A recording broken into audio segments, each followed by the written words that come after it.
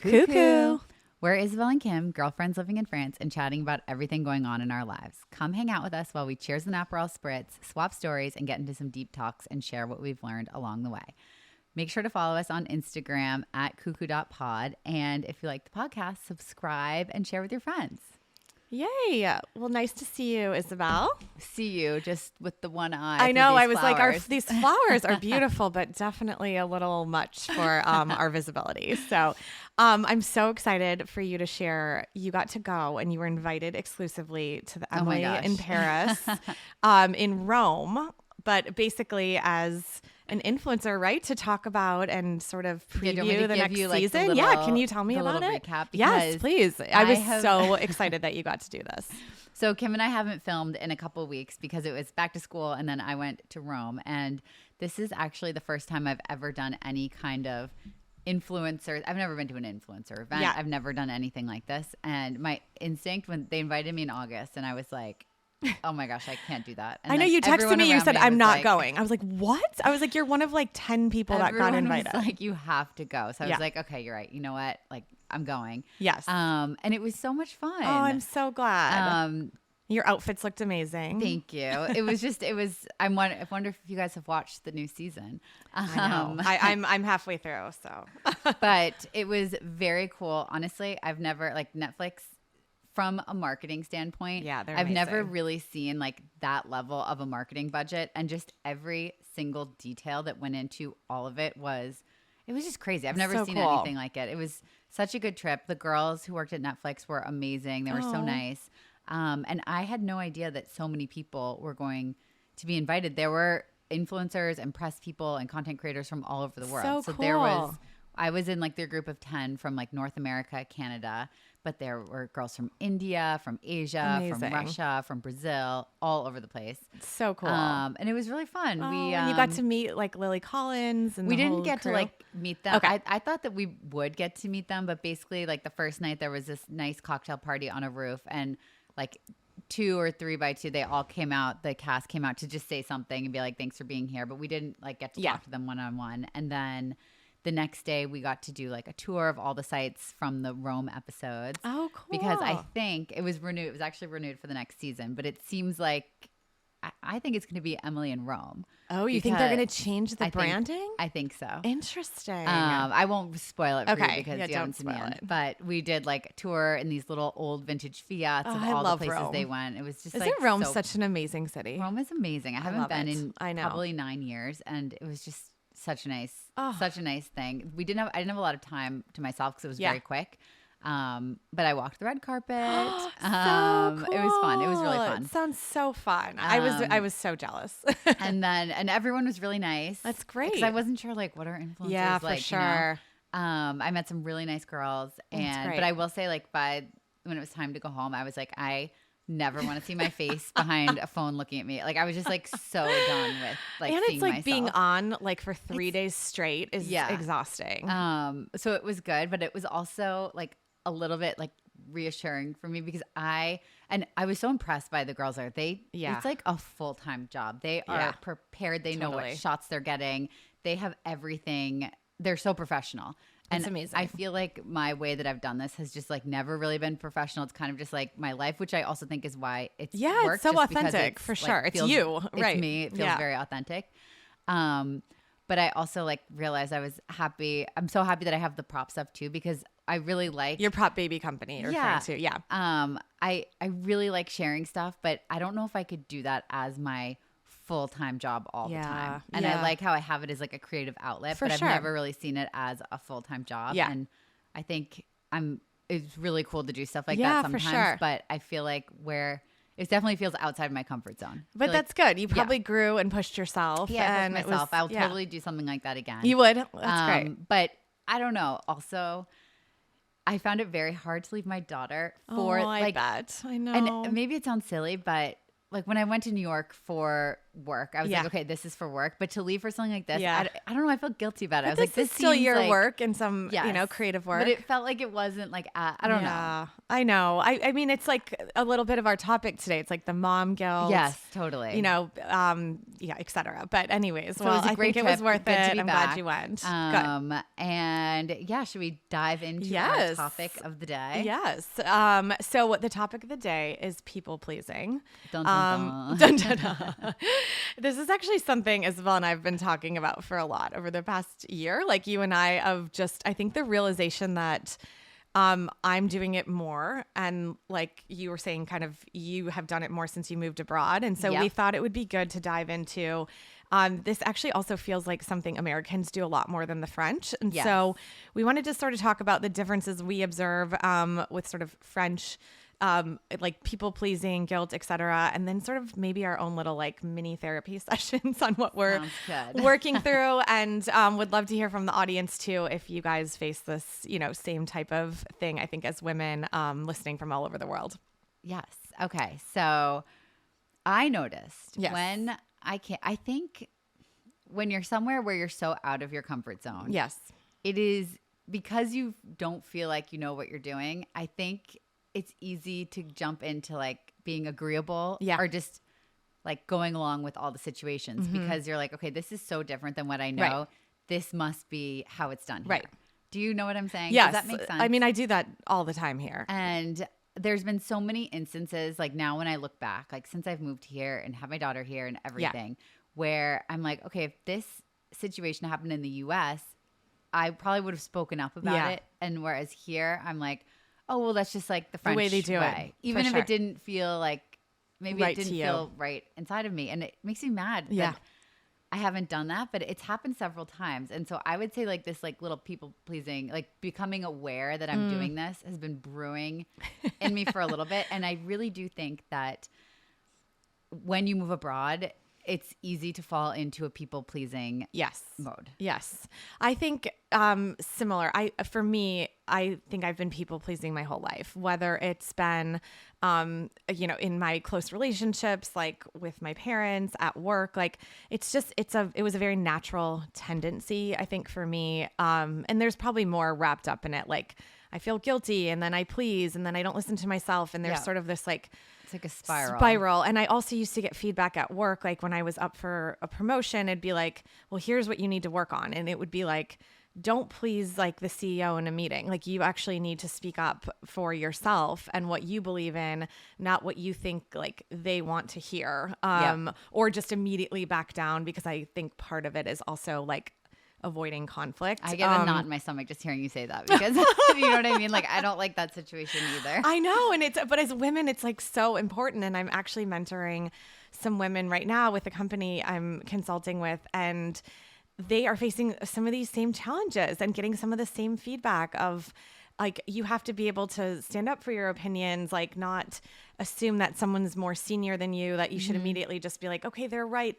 And yeah, it's so true though. It's so true. And I'm finding myself doing it in France a lot with the French culture, because I think for me, I'm like, okay, that must be the French norm. And so I just have to go along with it. And I'll just give you like an example. Like my daughter is in gymnastics, and she had been doing gymnastics for a few years. And she moved up a level, which granted was a challenging level for her.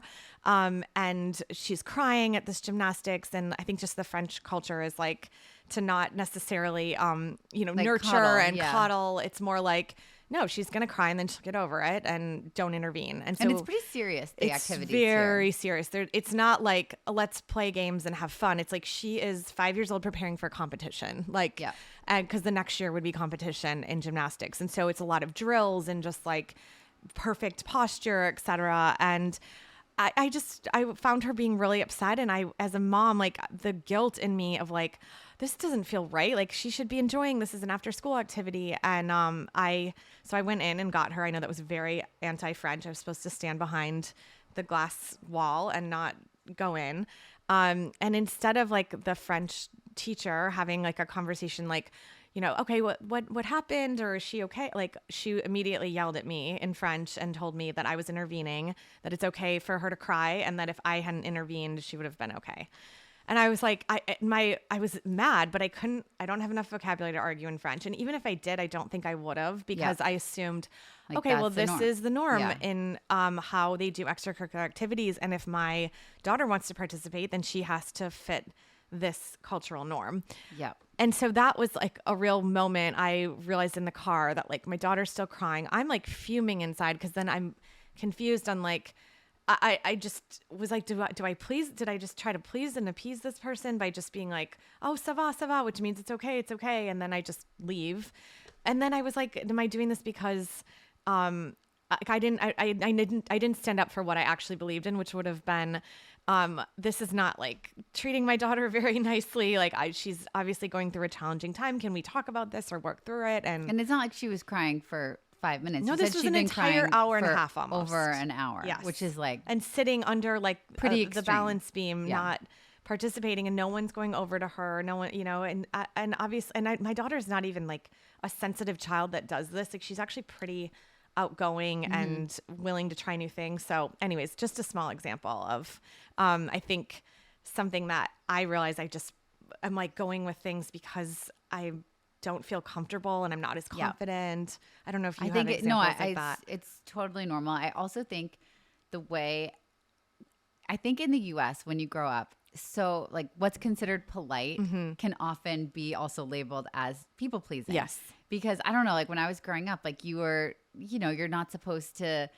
say things that are offensive or confrontational or cause like, I don't know. I think I was raised to be sort of like taught to be a nice, agreeable to be girl. Nice. Yes. To be nice. And then like, if you're not nice, then you should feel guilty for not like doing unto others as they would do unto you, Right. And I feel like I grew up with a lot of that kind of like the guilt and then the people pleasing and not wanting to like cause any issues. Yes. Do you know what I mean? Oh, for sure. Because then and when I did cause issues, like it didn't feel like I got in trouble or like for sure. It had like negative feelings. Yes. So I do think compared to the French way, where I really feel like you are not respected unless you're direct and upfront about your feelings. And this can even just be in like very simple situations. Like, what kind of food do you want to eat? Right, for sure. Like people just say what they want, or like, do you like my new haircut? If someone doesn't like it, they're going to say they don't like it. I don't think it suits your face. Right. Whereas like in the US, you would literally, I would never. You'd never say that. Maybe, like if it's a good friend, if it's your closest friend and they're like, yeah. like, okay, can you like be like, what looked better, this or that? Like, then you tell them. But right. someone like that you don't know so well, like you would never just be like, no, yeah, I don't like it. No. Do you know what I mean? For sure. And so I feel like that also is confusing because I know French people often think that Americans are just like too like positive and agreeable and they don't respect it because it's like, this is fake. Right. Because to them, it's like, this doesn't seem real. It seems like they're just saying what the person wants to hear. Exactly. And so I think this can be an interesting thing. But as foreigners who have really been raised, like I think it's hard to, when you grow up with one vision of the world and everyone around you, for the most part, believes the same things and you really feel like that's how the world is. And then you go somewhere else and all of those people have different views and different ways of what's normal. It really kind of throws you off. Yeah. And there's definitely, I don't think growing up I was ever wanted to like fit in. I always like did different things and like didn't really care. And I don't know, I was always like taking like different paths. But when I moved here, I think it's probably the first time in my life where I was like wanted to fit in. Like I just wanted to feel like I belonged. For sure. And for me, I think that like sort of triggered. Oh, some of the people pleasing. stuff. Interesting. Because I'm like, oh, like I want to feel like I belong in France. Yeah. And I think that's normal. I think that's normal too. But I definitely think that they're related. I do think, I'm sure, like, because what I said about how you grew up in the U.S., kind of like being more agreeable, like there's definitely people-pleasing things. But now I feel like I'm in like a little bit of a people-pleasing crisis. A crisis. Wow. Okay. I don't know. Yes. As it relates to wanting to be part of like the French culture and fit in, or as it relates to like personal relationships or your professional life, like where is honestly, this crisis? I think all of the above. So should we dive into my little mini therapy session? Yes. Okay. So I think it's kind of all of the above. Okay. I started this summer. Like I've had like little thoughts in my head about it, maybe like last spring, but then really this summer I had the way that I work is I really I have feelings inside of me, and I know it's like I'm very intuition based. I make most of my decisions, whether it's rational or not, like off of my intuitions. And I've had this like recurring voice that keeps telling me like, if you don't deal with this, you won't level up. Like you won't reach your next level. Like you can hear that inside you. Okay. And this, that's amazing. Just this voice, like it just like keeps coming through, and I'm like, okay, like you'll be stuck where you are until you can figure this out. So I probably need a therapist, but I'm now aware of it. And I think the place I definitely see it, I feel like I'm become aware of the people pleasing in France thing. Okay. So now I'm a little bit more on the lookout for it, but I still am like such a victim for that. Like I sort of look to what other people do and like a child, 100%. Like you mirror how other people act to figure out how you're supposed to do it. Whereas like I just want to be myself, and I don't really want to do that anymore. I think I agree. Like I think you don't, and it's especially like you're not new here anymore, right? I mean, you've been in France for like a while, and so, but I do think it also is kind of linked. And tell me if you agree. I've noticed like my French mom friends that speak English, obviously, because I'm not at that level yet, but they don't care as much about what people think. Like, so if you're like innate, like a French mom. Like I'm just thinking of an example, like she is like, why are you worried about like leaving your kid at like a birthday party? Like, are you worried about what the other moms will think? Cause she goes, I never care about what the other moms think. If I want to leave my daughter at the birthday party, I'm dropping her off. I do think you're right. I think it's like more of a French thing. Like you just like, you do your thing and you don't really care so much. I think you're right about that. Okay. So come back to your story. So then where like it really started to come in too was I feel like with business, with Prop Baby, like I have this business, and in the same way where like coming to France, like I don't like when I moved here, like I didn't know anything. Yeah. I sort of have that feeling like imposter syndrome with my company because like the reality is like I've like worked for companies before, but I've never had like so much of it is so new to me. And so I think I've gotten into this habit of sort of just like believing everything people tell you and going along with it and really like trusting and looking to people to do the right thing. But you quickly realize in business, like, you can't, everyone's after their own thing for sure. And you can't take things at face value. And so I've had this like strong realization that like, if we're going to build this up to be a successful company, I have to be like a lot better at addressing a confrontation because there's little things that happen and we'll be like, I didn't like how that happened. But then we're not saying like this isn't right. So it's like, okay, I have to be able to be in the situation where I'm completely comfortable. Yeah. Like picking up the phone and being like, hi, I'm just wondering, like you said this was going to happen. Like, where is it? Following up. To me, that feels like, I don't know. And so this is where I had the realization. And then when I was realizing this, I also realized that it's affecting my closest relationships too. Like I notice I do it at home sometimes with my husband. Like I have a very strong maternal instinct. So I think part of it, I think I disguise it in my head as wanting to like take care of everybody. Right. But I also think like it's really like I'm just trying to protect myself in some way too. Totally. And I noticed it this summer back with my family because I've had a few little things going on in my family. And I'm doing things to not rock the boat. Yeah. And this summer I was like, I'm done doing that because we're stuck in this like zone of constant, like we can't break through this until like someone is going to be like, no, this isn't okay. Totally. And so for me, that's like kind of where I'm at. Yeah. Like, and I'm realizing that like if I don't figure out how to address these, because I don't think I'm like people pleasing like the random person on the street. No. But it's more dangerous when it's someone really like close to you and it's family relationships or with business, because like you're really invested in that. Yeah. And you don't totally like but I still just have this like fear of a conflict. And sometimes even in my head, I like play through what the conflict would look like. And I would get like, I don't know. It's like, you're already 10 steps ahead and the conflict hasn't even happened, but you're doing things right now to avoid that like future conflict. Yes. And it's all in our head. Yeah. Like there might not have even been a conflict. Exactly. Yeah. Or it could have just been like such an easy conversation. Totally. Or maybe the other person's like, I'm so glad you said it because I've been feeling the same way. Do you know 100%. What I mean? And so when you block yourself from even going there, you just... And then you're pushing it sort of down, and then you're not addressing like how you're really feeling, and then it just kind of continues. Yes, and this is where like I literally have been feeling it in my body. I feel tense everywhere, and I'm like because then you're frustrated. You know, like when your inside is like you need to do this, and then you continually don't listen to it.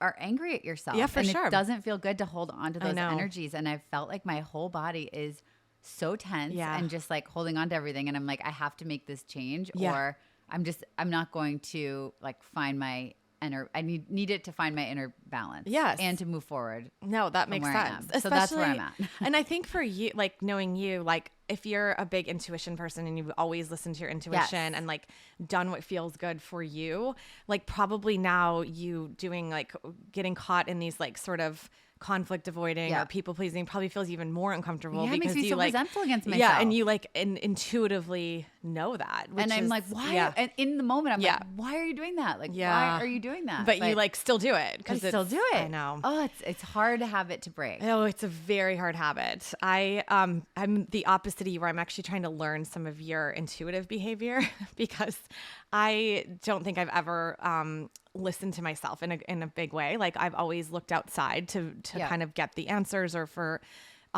people's opinions that would matter more than mine in my head. And I'm realizing like, especially after you move abroad, like you have to stop doing that because it's actually just like a terrible learned behavior that then you pass on to your children of like, oh, always ask someone's opinion. Like, don't think about yourself. And I'm like having to really now like actively pause and be like, well, what do I want? Like, how do I get in touch with my own intuition so that my natural tendency would be like, even probably like with my husband, I'd be like, oh, what do you want to eat for dinner tonight? Instead of like me being like, what do I feel like? And then giving like some options. And then I would be okay with either of those options. But instead it's like, I don't even pause to think about myself. And now I'm like, I don't even want to cook dinner because I don't want to think about it. Now I don't even want to think about this. I mean, that's a small example. I think it plays out in like bigger ways, unfortunately. But it really is like back to basics. Like every little moment in your day, there's a decision being made. For sure. And it's so easy to like, just roll over. You know, you get caught in like, it's like a routine. This is how it should be. And you know, like life does function better with a routine. Oh, for sure. You know what I mean? At least for me, like when I don't have a routine, I don't know. If I have a routine, I have a basis to flow around, things go better. So then that also doesn't really help because it's like, then we put ourselves on these routines that aren't necessarily, or like you build a routine to get something done, but it just they're rigid and they're just like, and it's on autopilot. Almost. And it's like if you were to do the things that actually feel good to you, maybe then you set yourself up for a day where you're ready to like do the things you need to get done and you feel good. And it doesn't always feel like you're like, on the clock for someone else. You know what I mean? No, 100%. Does that make sense? Like, yes. Like I was giving you the example this morning. Like I think part of my people pleasing was also like putting a lot of shoulds in my head. Like I should do this. I should take this. I should make sure this person's happy. I should do this for that person. And when you like kind of keep shoulding, like you don't ever listen to yourself. Like, and it's little examples. Like in my head, I was always like, oh, I shouldn't eat carbs. And so then even if my body was really craving like a piece of whole wheat bread, which really is that going to kill me? No, it's like, you should just eat it. Like now I'm like, okay, like I'm making myself close my eyes and be like, what do I really want to eat for breakfast? Like, not that I have that much time, but even if it's like a 1 second, like just try it, because otherwise I just am like, oh, I'm just going to eat a hard boiled egg. And then I'm going to do this workout because of this. And then I'm going to go to work and blah, blah, blah. And like, it's like, you have to sort of break that and stop yourself. And I think when you're like more in touch with what's actually doing that feels good to you, I think things flow a little bit easier. It's also like, it probably just like feels good. You know, it's like, I decided like what I actually wanted to eat. Like I didn't just like have a hard-boiled egg. Right, because it was like low calorie and no carb. Yeah, like and then like if you do those little things throughout the day, it's like you give like, you know, in a video game you get like the points up, like you top yourself up a little bit. True. And I'm sure that I think that will have like a very positive. Yes. This is something positive, you know, positive feedback, reinforcement. Yeah, something. But you know, I'm actually like working through this like in therapy right now in full transparency, because I do think it's something like that's super important to me that I get better at. And one of the things like my therapist had said to me, that every time you people please, you actually abandon yourself.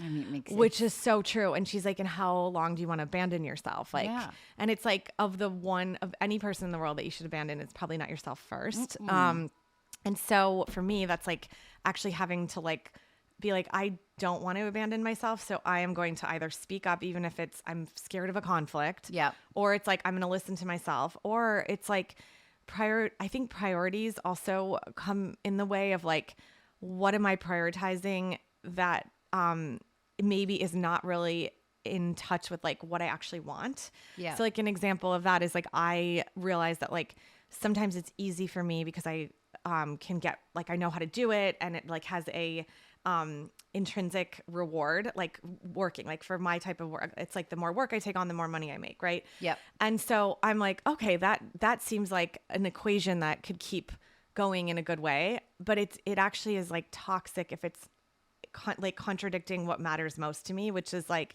being with my family and my kids. And like, I'm taking on work because I can immediately see the reward. And like, it's a sort of something I know how to do in my head, versus I think the other stuff that's like more fuzzy and doesn't have it's like that the dangling golden carrot. Yes. Do you know what I mean? Yes. It's like it seems like it's what you want. And right. In theory, it's good, but then it leads you down a path that maybe isn't the most fulfilling. For sure. And I think it comes to like listening to yourself, and like if you're pleasing, like for me, it's like, oh, I'll please all these clients by taking on this. And it's like, wait a minute, like what were my boundaries? Like, why didn't I set those for myself? Yeah.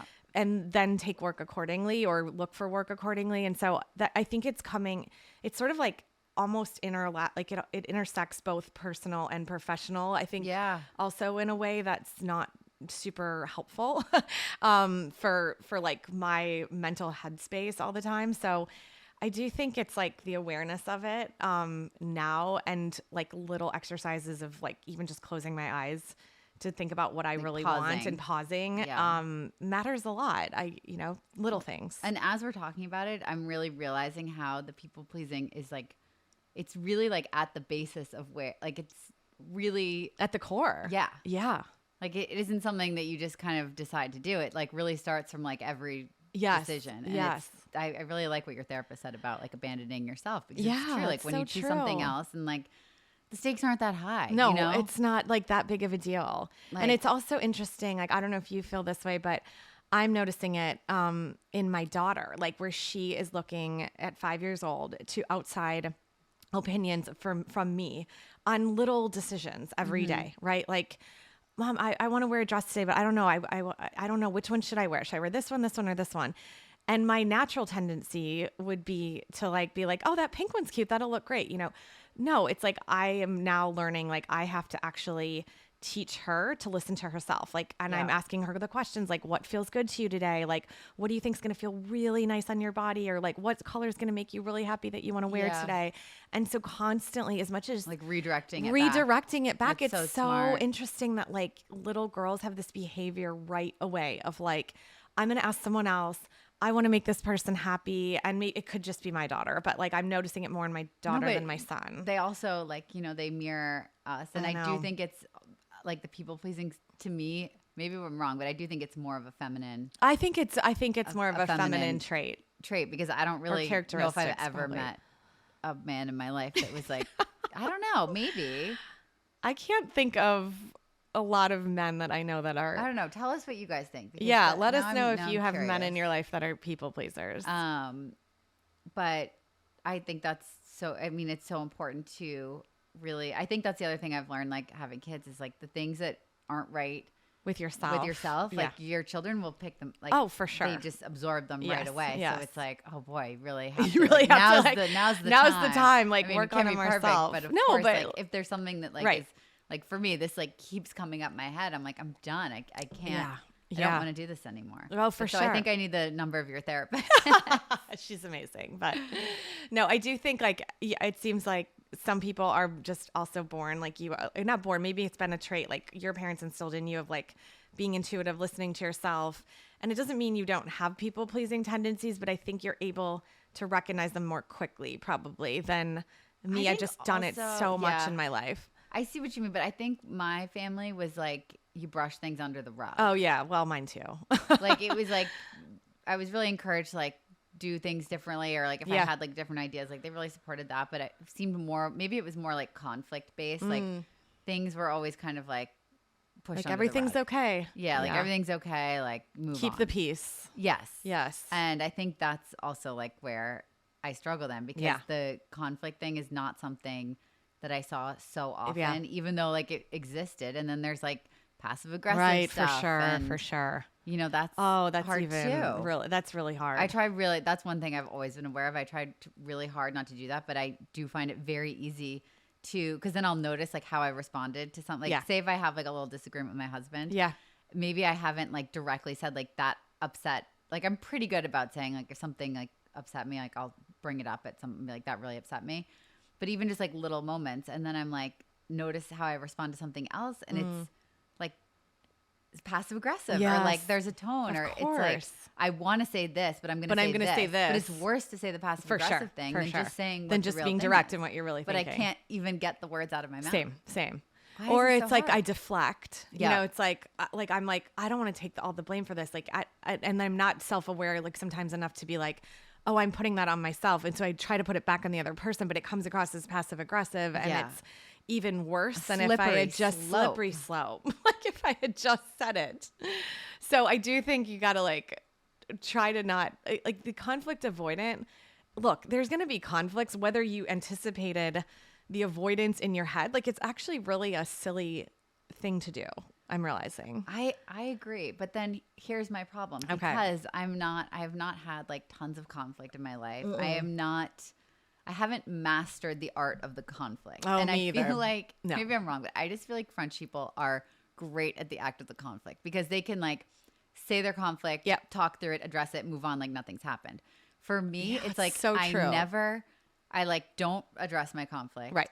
Then if I'm like, okay, I'm going to address my conflict. Yeah. I come in at 100 miles per hour. Do you see You're what like I mean? A full steam train and then ahead. People are like, what? Like, that was really intense. That is so intense. And then I'm like, oh God, that was so intense. And then I feel bad that I had the conflict. And then it puts me, I go back. Then you're right back. And I'm like, I'm not doing a conflict again. No. And then you feel bad about it all day because it lingers in, I don't know about you, but it lingers in my head all day. And then I'm like, oh, I feel so guilty. Right. Or like that was too intense. Yes.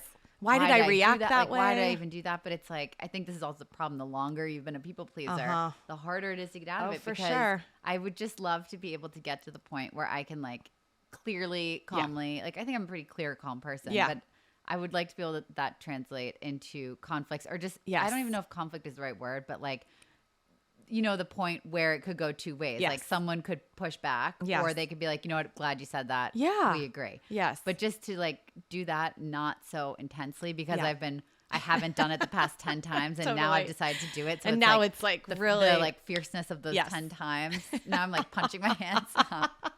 The fierceness of those 10 times comes out on the one time and it's like, whoa, like the degree is off. I mean, that's so interesting because like I'll like avoid conflict that it never even like I'd rather be the steam train then because then what I do is like I'll just like hide behind it and like put it in an email or a text so that I like don't have to have like I do this too because then I can get everything. Yeah, it's like I got it all out and I'm like a much better writer I think sometimes than I am about saying what's on my mind if I think there's going to be a conflict. Yeah. But then it's like even worse because like the tone can't be interpreted well. Who knows what words I actually chose and they were probably actually pretty aggressive and not the best. So tough. It's definitely tough. So I think if you guys are listening and you struggle with this, like, please let us know. And if you have tips and tricks, like we should all share them because I think it's really important as women, as mothers, like as business people that we are actively at least conscious of it. I think right now I'm on like conscious to like little change. And then eventually I want to get to like very big changes. A great start. But I think being aware is like, I think I went through years without even knowing I did this. Yeah. And you know what else I like realize more and more is just like, I don't think I'm a super judgmental person, but sometimes you see something and you're like, whoa, like that's crazy. Like, you know, sometimes you just see someone lose it and I'm like, one of these days I am just going to lose it. And now like, I'm like, I get it. Like she's at You're her on the edge. She's done. Like she just lost it. And I'm like, this is going to be me if I don't work on it. But that's so how it plays out, right? Like, you know, like you hold it in, you're like, you hold it in. And one day it's like the straw that breaks the camel's back. And then it's like, you just explode. Yeah. I think we want to like avoid that. Yeah, right? Definitely. So yeah, I feel like that was a nice little conversation. I feel motivated to continue on this. Yes, me too. self-growth journey. Yeah. I think if like I'm kind of in this place where I'm really trying to grow and work on things that I know I can do better at, like with who I am as a person and how things are coming across. And I think it will help me not just like me personally to feel better, but like in my relationships with others and at work and like boundary setting. And I think all of these things sort of bleed into one another. I agree. So I am a firm believer that any work you do on yourself has really, no matter how hard it is, like it just has positive effects on every area of your life. Even if at first it makes things way worse. Harder. You know what I mean? Oh, for sure. Because it might actually get harder sometimes for us when we now have these conflicts. We're going to just go for them. And you can't get away with anything. I think I remembered this word. It's called carefrontation, not a confrontation. So you're actually able to say what's on your mind in a caring, loving way. Okay. And be able to like instead of like a ask questions instead of a steam train, which I think would be more the confrontation. Okay. Gotcha. All right. So yes, let us know if you guys struggle with this. If you have any ideas. Yes. Are all ears. Thanks for listening and share this with anyone who might be a people pleaser too. Yeah. Okay. All right. Bye.